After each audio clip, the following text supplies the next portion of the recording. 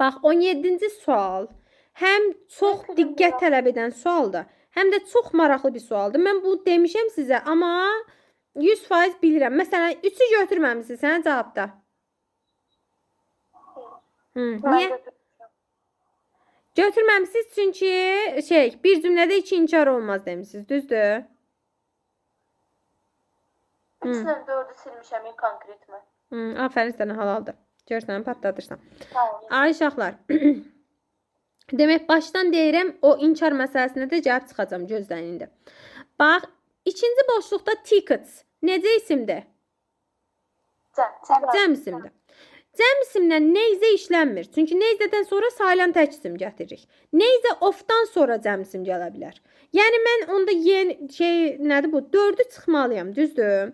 4-ü çıxmalıyamsa A getdi, B getdi. Sonra deyirəm ki, uşaqlar, qaldı bu birisi variantlar.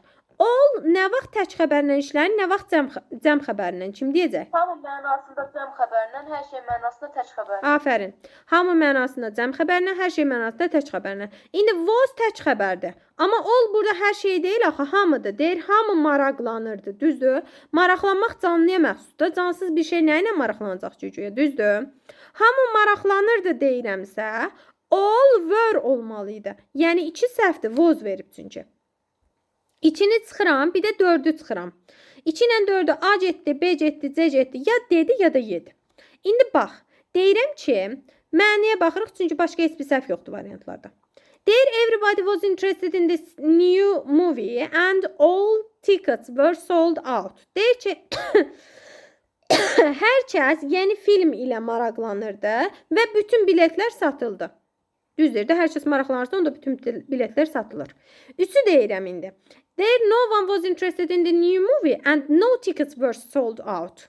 Deyir ki, heç kim yeni filmlə maraqlanmadı və heç bir bilet satılmadı. Düzdür də, heç kim maraqlanmayıbsa, onda heç bir bilet satılmayacaq. 3 düzdür. 1-3 cavabı D. 5-də deyir, hər kəs maraqlanırdı yeni filminlə, amma heç bir bilet satılmadı, məna düz gəlmir.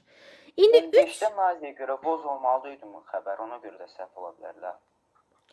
Zaten neyzə sayılan tək isimlə cəm isimlə işlənmir axı. Hər türlü çıxırsan da onsuz onu. İndi qalmışıq. İndi qalmışıq 3-ün niyə 2 dənə inkar işlətməsi məsələsinə. Mən bunu demişəm sizə uşaqlar. Demişdik ki, bağlayıcı ilə bağlanan cümlələr mürəkkəb cümlələrdir.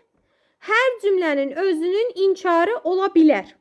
Əndə qədərki cümlə bir cümlədir. Ənddən sonraki cümlədə bir cümlədir. Düzdür? Hərəsinin özünün inkarı ola bilər də mürəkkəb cümlədə.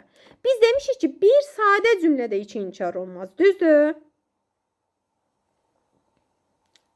Başa düşdünüz? Bəli.